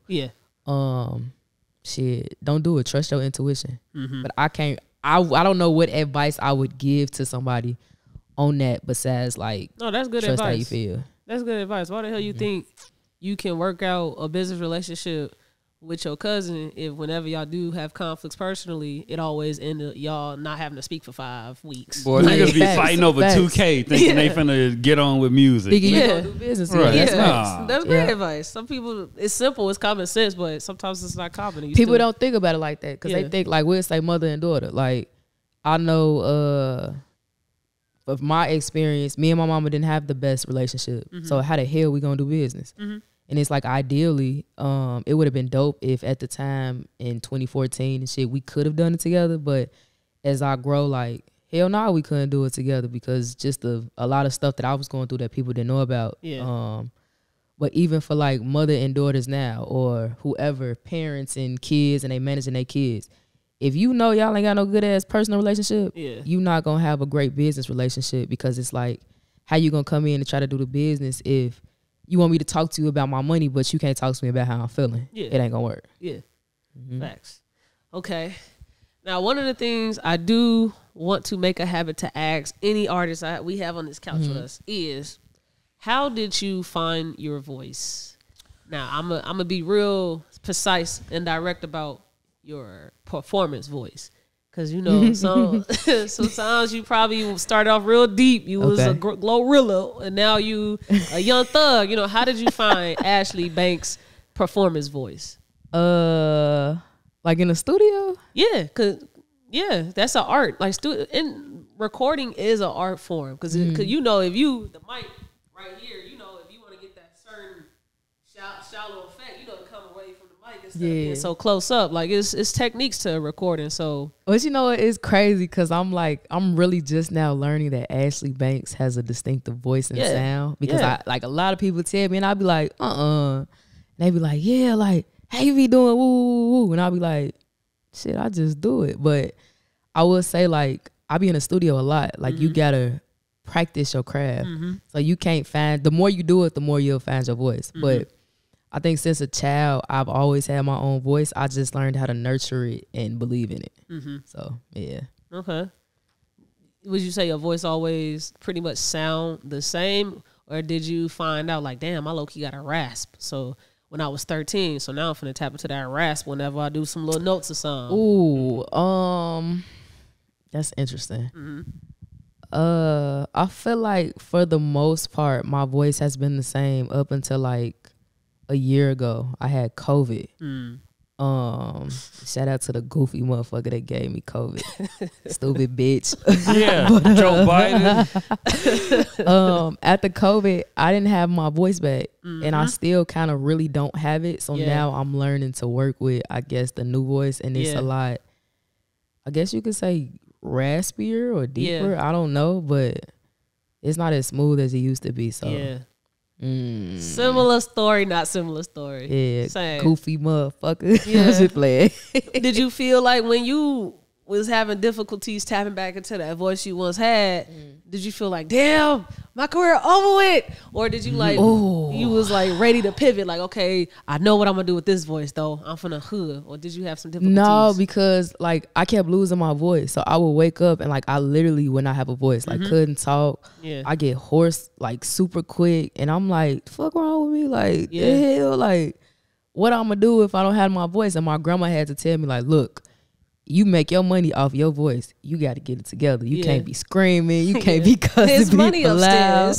She like, you got to learn how to protect and nurture your voice. And I didn't really learn that honestly until this year when I was like, oh shit, I'm doing too many shows, and I damn near get off the stage be like, bitch, what the fuck? Like, can't talk none of that. So nurturing it, and I guess just like learning to work with it. Okay. Yeah. Okay.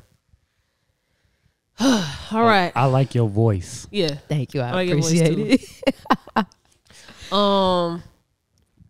If you had to give someone a starting point to get to know Ashlee Bankz music and your sound, what song would you recommend them start with? Or what project? Misery Loves Company. Okay. And I say that because that's the most open I've ever been musically. Okay. So I feel like if you want to know me, listen to that project. Okay. And you'll know a layer of me. I feel like you get a good mix of like the outside me, the me that's got the chip on my shoulder. So if you see me on Facebook, like, which I don't really think I'll be posting too crazy, not too much. but you don't do too not much. too much. But my captions, they be slick as hell. I ain't gonna lie. So how was recording that like? Payback. No, Misery Loves Company. You know, it was. What was you doing at the time? I was hurting, very, very bad. Is it a music hurt or just personal life hurt? Nah, I was going through it. Like, okay. I'm actually shocked that Misery Loves Company came out, but I was hurting. I was going through a lot. Like, yeah, I was going through some shit. Like, you name it, losing friends, people being on drugs, losing relationships, like crying, really getting deep into my healing. Like, I was going through it. I was going through hell. I actually wanted to ask some of those questions. Like, some people like to cap when they get questions asked about where did this song come from, or the message in this song, where did it come from? And they were like, I was just popping my shit, you know. Okay. How if you had to get yourself a percentage, a real percentage, how much of your music comes from real life experiences or you popping your shit? All of my music. Because even if I'm popping my shit, I'm popping my shit. Yeah, it comes from a source. Somewhere. Yeah. Okay. And like, I don't know, you can ask me any question about any song and I'll tell you. Like, each song has different layers of different elements of like what I'm doing or where I'm at. So, but all my music real. None of my music is like, oh, I just made this because it sounded good. Like, even if you go back to my old music, I could tell you like, okay, this song came from this or this happened. Everything is attached to a story. Okay. Well, I'm gonna start with your single first, Payback. Because you wasn't playing. Okay. Is this one of those songs where you got a chip on your shoulder? Or this is one of those songs where somebody did some fucked up shit to you and you now coming out for blood? Both. Okay. And I'll say the chip on my shoulder is me getting payback on myself. And then me really getting payback on myself for a lot of the shit that I let slide. And for me, like, not finding my voice sooner. And realizing, like, I never had to play the background. No matter who told me to do it, I never had to do it. Yeah. And shit, by right, I shouldn't have done it, but you know, whatever on it. And getting it back in blood, like if you listen to the lyrics in the song, Yeah. I mean every word I said. Yeah. So don't ever think I'm letting shit slide. Yeah. Like that's one thing about me. The chip on my shoulder is very real because I'm so understanding, fair, and nice. But like shit, I don't forget. I ain't gonna lie. I'm a dog with the payback. So shit, you thinking you straight? I can get your ass 2 years from now. And be like, remember me? It's a weird thing that I do when I listen to music. I close my eyes and try to like imagine how they was in the studio doing it. And I did it to Payback, and I just like you was at the mic. Payback. Like, I'm sorry, I'm weird, but when you say you meant that shit, I know that clip right there.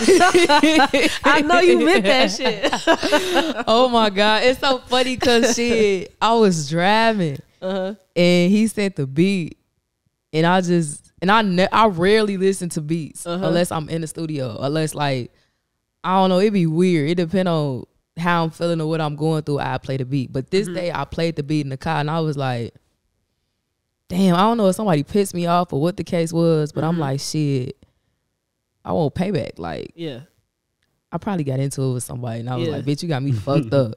Ain't that a good feeling though? When you go through some real shit and you just instantly get a song from it. Hell yeah. Yeah. All the time. Yeah. But I was at the mic like that. I ain't gonna lie to you. Facts. See, I don't be too wrong, man. I don't be too wrong, bro. All right, so you was on your singing ass. You was doing your singing this project too. Okay, and you got a lot of Chicago ass titles. If you know, you know. Oh yeah. Be fucking for real. Basically, you said be for real, for real. You know, where did your inspiration of the titles come from? Do you literally grab it from what you're saying in the song? Yeah. Or okay. Yeah. Okay. Cool. All right. I like going through the titles of songs. Yes, I think you should take every detail serious when you put something out there. Everything should connect. For sure. I ain't gonna lie to you. I don't even think about the titles. I just think about like, of course, when I'm recording a song, I figure out what in the song should be the title. But like afterwards, like looking at it on like a playlist, it don't even dawn on me like, oh shit, that shit called Be Fucking For Real. Or If You Know, You Know. Like, yeah. Okay. I like when the song's not named after what's in the hook. Yeah. Facts. I do too. I like to be shocked sometimes. Yeah, you name it 1942 and it ain't got nothing about liquor. I'm like, okay. So how do this connect though? You feel me? I like to think sometimes, but not too much. I feel that. Now, what are you starting to write now for something else, or you just writing shit? Like you just in the studio? Preparing for another project, a single, or you just writing, I am working on another project. Okay. I want to drop more projects next year. Okay. But I'm also like, I just be recording. I think I'm learning, I don't know if it's like therapy for me, but I feel weird if I'm not in the studio. And don't get me wrong, like sometimes I do have to take a break because it's like, okay, I'm tired of hearing the same shit now. Like, what we gonna do? How we gonna switch it up? But right now, it's a bunch of loose singles getting ready to come out. And then I am about to start working on a project, but I haven't started yet. But I got the title for it. Okay. Excuse me. I see that you're more active on social media with posting content behind the music. Yeah. A lot of people do like the get ready with me's and the behind the scenes in the studios. I see that you actually are serious about that. You got your own personal cameraman, camera woman. Shout out to Bree. Yeah, shout out Bree. You got your own camera woman. Yeah. Was this an idea of yourself to be like, hey, this is where, the world seems like it's taking, or someone came to you like, hey, I think you should show more of yourself on social media and the making of your music? Where did that come from, that marketing?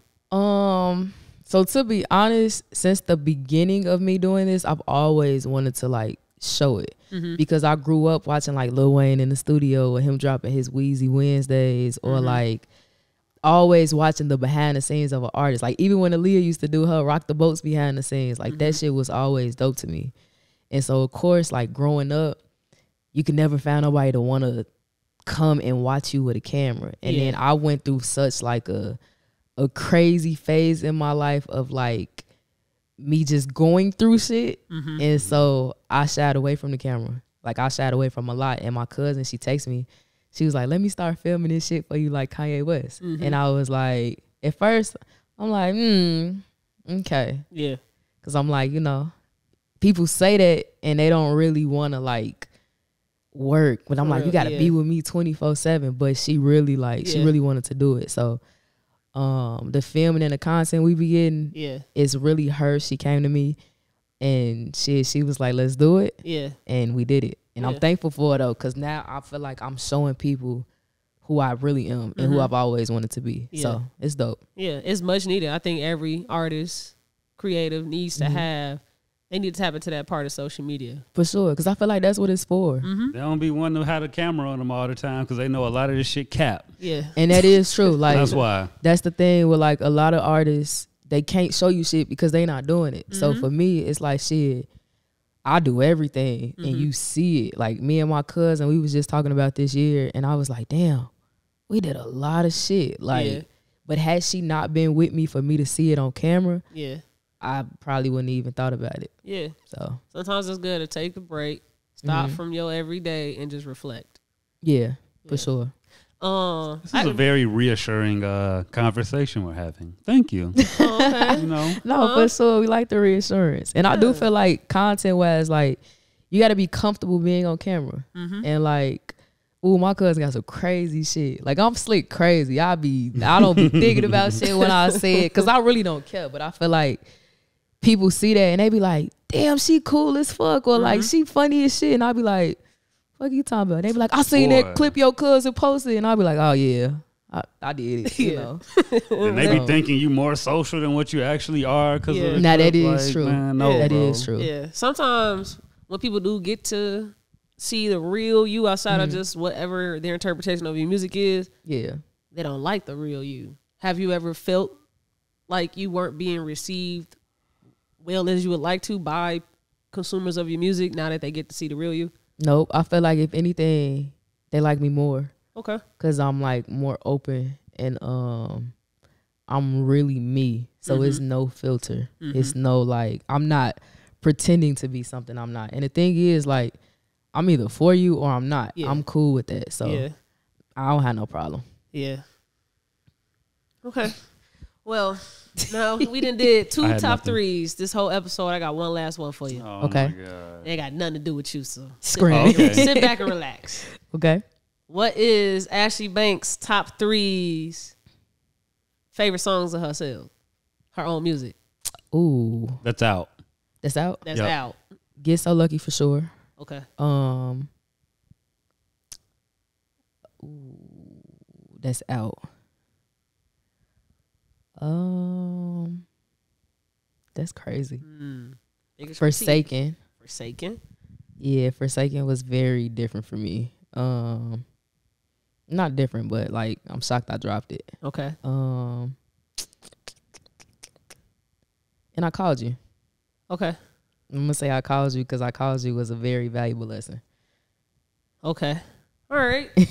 Y'all go ahead and check out those top threes. Yeah, I Called You sounds a little crazy though if you ask me in this day and age. That dropped a minute ago. Okay. Still, go check out those top threes. But so stream all that shit. Ashlee Bankz everything. Ashlee Bankz everything. I'm gonna have her links in the descriptions of YouTube. So if you're on the streaming platforms, make sure you go on over to YouTube to get her links. Yes. And get her links. Get the links. We like to drop gems on the podcast before we close out. Okay. You got a gem for us? Before the gym, I got a better question. Before the gym, hold on, we closing. Y'all finna say we closing early. Y'all want to keep going? I mean, I got a brunch date I got to get to, so I'm not mad that we're ending. Okay, you know, I was just making sure we talked over it. Right, he got to leave us for the mimosa. Bro, That's crazy. I am starving right now. Okay, so I'm just going through our notes to see if we missed anything good.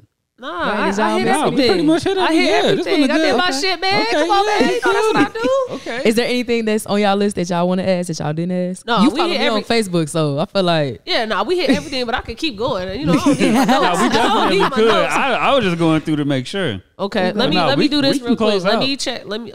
I guess we can go a little bit more personal since we touched a lot of music. I was gonna say we hit all our notes, so yeah, go ahead. Season 4 of the Club Culture Podcast is about listening to understand. And so we always try to harp on that theme in every episode. Okay. You claim to be very misunderstood. What, if you had to tap into like an example or an experience that you know that you went through in your life where you felt extremely misunderstood, the conversation was not going how you wanted to go. If you had to tap back to that situation, could you give us an example of when you felt extremely misunderstood in the situation? I could say a recent situation is me choosing to part ways with somebody that was extremely close to me. And the entire situation got blown up out of proportion. And it got blown out of proportion because like I'm learning people can only meet you where they are. And so for me, I've always been more mature. Okay. Understanding, like I've been grown for a very, very long time. Like damn near really since 12 years old. So I look at things and I think differently. Okay. And because I'm such a fair and understanding person, like I look at shit from all aspects. And it was a certain situation of like new people coming in and all of a sudden like the people who claim to be my family and claim to be all of this, they didn't know me for this new person. And I was like, the fuck? Like, and couldn't nobody understand like why I had such a hard time being accepted, not realizing what was getting done to me. The shit that was said to me, like a lot of the shit that I was going through, they just chose not to understand it because they were selfish. Okay. But when I think about it now, like shit, they weren't meant to. So I can't really say, I can say I'm misunderstood, but I'm learning like shit, the right people see you. Yeah. And oftentimes like we all go through shit with people where it's like, they don't understand where we coming from or what's what, but it's like shit, they not trying to either. So that's really like the basis of situations. I feel like when people don't try to understand, they don't. So. Yeah, I think anything can be solved with a conversation. You just got to come into it wanting to understand the person. Like your mission is to come out of this to understand, instead of you're coming to this to rebuttal, to go against everything said, to be very emotional. Like, and see, I went through a lot of that, like majority of my life of like, I say something and it'd be, no, you're wrong. You're tweaking, or you're this and you're that. And it'd be like, shut the fuck up. I tell you what's wrong. Like, shit, you just got to hear me. But like, why would I come tell you something if you already know? Exactly. We don't even got to have a conversation if you know. Or if you going to respond in a way that you closing me off before I even say anything. So, yeah. I've been through a lot of that, so shit.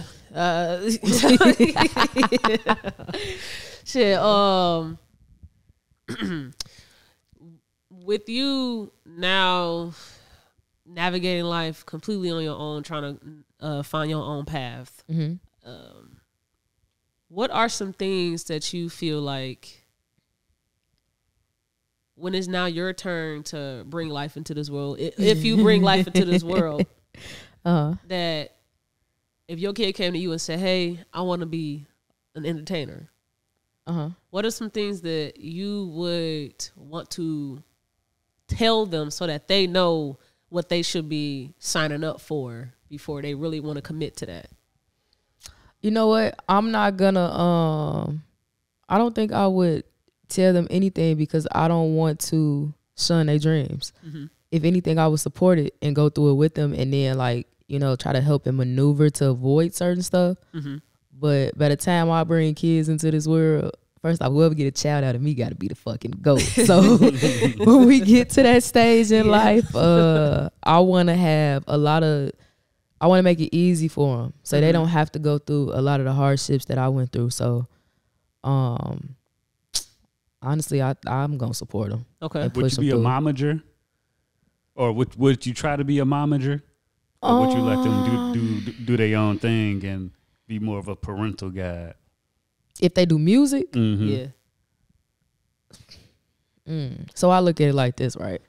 I say I'm the female Jay-Z. A lot of people don't know that. But when I get to where I'm going, by the end of it, that's my goal. Okay. So when I'm doing everything that I say I'm going to do and I'm having my way, nobody can come in. Like if I already did the work and laid the foundation, I got the #1 record label and all of this, you can't come and do for me more than I'm gonna do for my child. Right. But I will understand too, like, you know, I can't be everywhere with my child, and I don't want to be, because I want you to grow up and like experience going to the club without your mama there, or doing certain things without you feeling like, damn, my mama right here. Now, granted, I ain't gonna lie, I'm be a lit ass mama. We gonna have fun, but I also want to support that independence as well. So, I think it would just depend on, like, I guess the times. I don't know.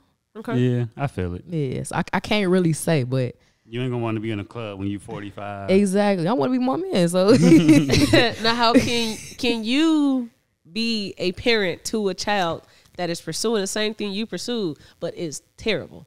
They want to be a rapper, but they're trash. Hell no, my baby gonna have to get it together.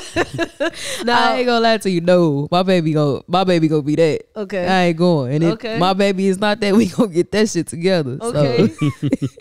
Do you think it's gonna be hard for you to swallow that pill if they're just not musically inclined? No. Okay. Because I'm gonna keep it a bug. Like, if they can't do it, shit, they just can't do it. But that don't mean that they not great at something else. Like, even if my child don't want to do music and want to go to school to be fucking a doctor or play basketball, like, I'm gonna support whatever they want to do. Okay. Because granted, entertainment is not.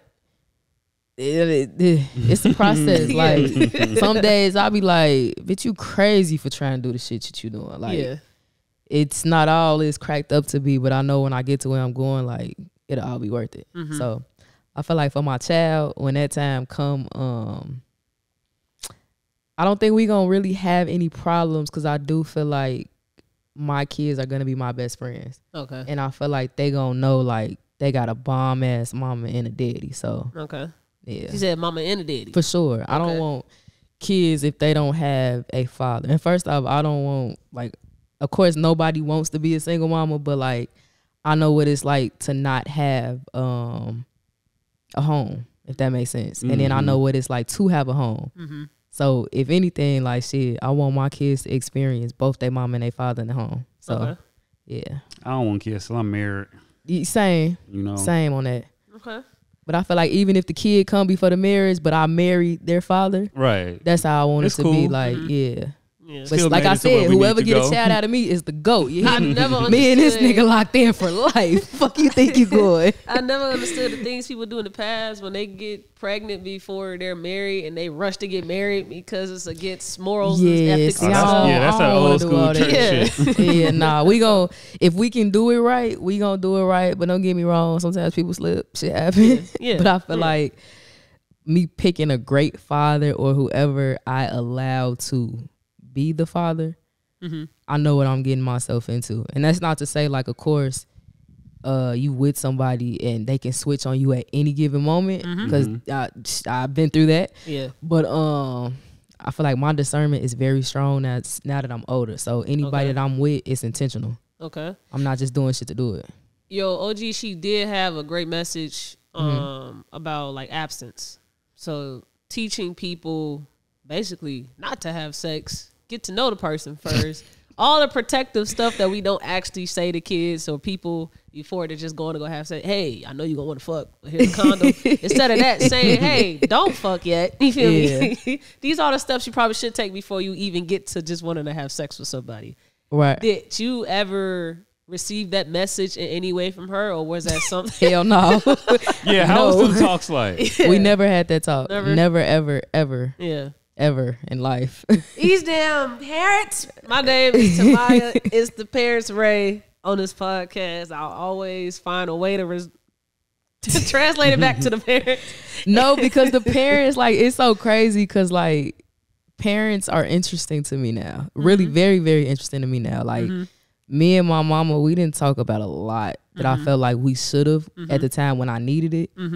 So it's like, Shit. We had that conversation, but that me and my grandma, like, I never forget when I first got my period. My grandma was like, "Congratulations, you can have kids now." And I was like, "The fuck type of shit is that?" So I couldn't have them before. Yeah, I'm over here bleeding. You like, oh, you can have a baby come out now. That's exactly what she said, and I was so distraught. I'll never forget that. I thought Bow Wow got me pregnant too. I'm like, what the Bow fuck? Wow? Yes, I went to a Bow Wow concert, and look, listen, I used to love Bow Wow. You hear me? Like the biggest Bow Wow fan. Like that was my man. Yeah. Went to his concert. I think I was young, not too young, but around the age that puberty hit. And the next day after the concert, I'm like, what the fuck is this? And I was on my period. And I was like, oh my God. I'm in my head like, oh shit, my life over. That shit is so dumb. That shit is crazy as fuck. But I'm like, and then my grandma come in the room, she like, you can have kids now. And I was like, so that probably made you really think you got pregnant. yeah. I thought Bow Wow did his big one. That shit crazy. That is hilarious. Listen, you heard it here first. How's your relationship with your brother? It's crazy. That's like my son. Okay. We have our moments here and there, but that's my broke little best friend. I'm dead. Do he that's like my dog. look up to the things that you're doing with your artistry? Because I know he also is into music. Do you ever be seeing like similarities, some shit he probably get from you? For sure. That's like when I think he don't be paying attention, I look at him and be like, nigga, you want to be just like me. And then he'd be like, yeah. And I'd be like, all right. Okay, at least he say like he do. Like, he say it. He give me my flowers. Like I love my little brother. He's very sweet. Okay, like he's don't get me wrong. He annoying as the fuck, but that's my dog for sure. He definitely give me my flowers. Like he kept me going and shit. He'd call me randomly at like 3 in the morning. He'd be like, "You doing your shit? I'm so excited." And I'd be like, "What I'm doing?" He like, "Sis, keep going. Like I'm up right now." So. Yeah, he keep me going. That shit matters, man. We just had the last episode. We just talking about support the people, give the people praise that you really see out here grinding every day. Because not a lot of people can wake up and say, "I did something purposeful today." For sure, and that's crazy. Boy, shit. Even the last week, last 2 weeks, they can't even say that shit. Yeah. They whole life is they never did something purposeful, but have kids. Maybe graduate high school. Maybe graduate.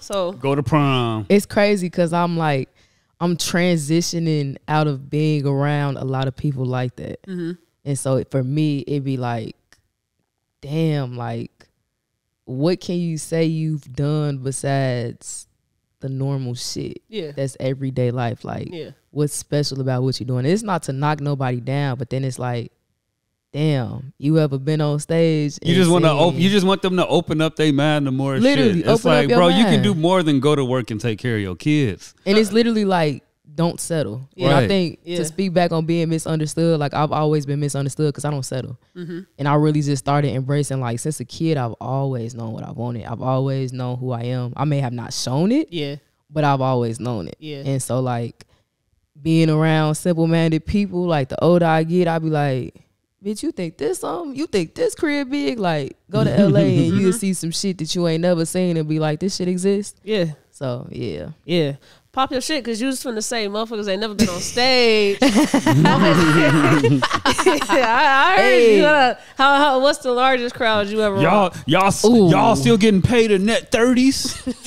Hey, shout out to the net 30s. Ass niggas. Hold on, shout out to the net 30s and net 60s. You net 60 ass niggas. Well, what's the largest stage you ever rocked?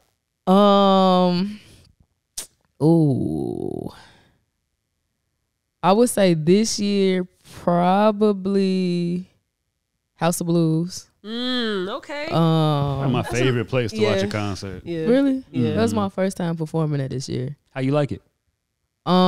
It was hectic at first. I bet. I was stressed the fuck out. But I'm glad I can say I did it. I want to do it again. And I feel like when I was doing it, I didn't know what to expect. But now it's like, yeah, I'm ready to do it. Yeah. So, but I think I'd hosted, performing wise, House of Blues my biggest for sure. But I hosted a show in 2016 with Cameron, and that was the biggest like hosting. Okay. But yeah, I done been on stage and seen some things. Yeah, man, that gotta be thrilling. Do you like it better to write the songs and record them, or you like it better when you perform the songs that you just recorded? The process of it. I think performing is different because performing is like it's a thrill, whereas like recording, it's tedious sometimes. Like trying to get the right takes, trying to do this, trying to do that. Like when you on stage, you don't get to be like, okay, wait, go back, delete this. Like you in the moment and you feeding off the energy around you. But I will say like it's super dope to be like, yeah, I recorded this song in a house. Yeah. Like bonnet on, lash off, and then I'm on stage. Like I just made this out of nothing. So yeah, that's dope. Yeah. I would say that I hate performing. You hate performing? I never wanted to be an artist. I still don't want to be an artist. I always just wanted to just create the music and just throw it on streaming platforms and y'all consume the music. I hate performing with a passion. Okay. And so that's why I like to ask that question, because I wonder if other people, because even with the stop and takes and goes and the recording, you also have the anxiety before you go on stage. Sometimes if you a misunderstood artist like a Touchdown Tizo, you look real weird to a lot of people. They first time seeing you perform. Say you an opening act for a big artist that they came to see. They don't know your music. Huh? Why does he look weird? He's the new guy with the nails in his hair and I did see him. I was trying to Touchdown Tizo? Yeah. So long story short, keep going. Have you ever been an opening act for a bigger artist that people paid to come see? You an opening artist, you come out there and the reception is just them still. Like you can see them trying to like figure you out first before they say if I like this or I don't like this. Yeah. I feel like that's the case for a lot of shows that you opening because they don't know you. Yeah. They know who they paid to come see. Yeah. But I feel like it's dope because like the Jacquees thing, I know they didn't know me, but shit, when I left, somebody knew me. Yeah. And even then, like going back and looking at footage of seeing like people engaged and paying attention, or like shit, they might not start off turn, but throughout the song, they'd be like, oh, okay, she dope, she hard. So I love seeing that. And I'm learning like, even I just went to a college and I performed and a few kids knew me, but majority didn't. And by the time I left, everybody that was there, they follow me on social media. They knew me. I got called actually a couple of days ago like, damn, I'm at my college campus and they playing outside. And I'm like, who playing outside? They like the kids in the dorm. Yeah. So I'm like, that's dope. But I think that's a real, like, I got to give myself credit on being able to go into the room and people don't know me. But when I leave, like, they do. And I feel like that's an art. A lot of people can't do that. Facts. There's technique to that for sure. Yeah, this nigga look crazy. Crazy. He got that shit on. He got some shit on. I don't know if it's that shit. Yeah, but so he got imagine that man on. walk on stage, the first time you ever see him, and you just like. See, I feel like you got to know your audience. You got to know what you walking into, too. Yeah. Like, if he went around like this would be cool. You know what I'm saying? It's still like, going to look crazy. Prince, you know? He was just in Chicago last night. It's a surprise show. Oh, okay. Oh, damn. Yeah, this looks normal. The rest of this shit, nah. Okay. So now, we like to drop gems on the pod. Okay. Do you have a gem that you would like to drop? For sure. Choose yourself. Choose yourself. No matter who chooses you, make sure you choose you. When you start choosing you, the world is yours. Believe in yourself. Turn your pain into profit. Shit, really keep going. Like the space that I'm in now is letting people know, like, shit, you that bitch or you that guy. Like, no matter what you going through or no matter what the people around you tell you, like, if you know you special, you special. Nobody knows you better than you. Not your mama, your daddy, your cousins, your friends, your dog. Like, you know you. So be the best you for you and choose you and don't feel bad for it. And if you do feel bad for it, you better chuck that shit up and keep choosing you. Okay. So, yeah. That's a good part that you had at the end, for sure. Don't feel bad. I'm phone them grades. Fuck them people. Now, that is the episode. But I got a surprise that we going to do for the first time on the pod. Okay. So if you're on YouTube, make sure you like, comment, subscribe, and hit that bell. And if you're on your favorite streaming platform, thank you for tuning in. Come back yes. a little day or so after this episode drop for the surprise. Damn. All right. I thought we was going to get the surprise. We ain't getting it. No, you are the surprise. Oh, I'm surprised. You're the surprise. Oh snap! I'm like, what? You are the surprise. But yeah, thank you. If you're on YouTube, make sure you like, comment, subscribe, and hit that bell. And if on your favorite streaming platform, thank you for tuning in, and make sure you leave us a rating. Peace. Just watch the damn podcast.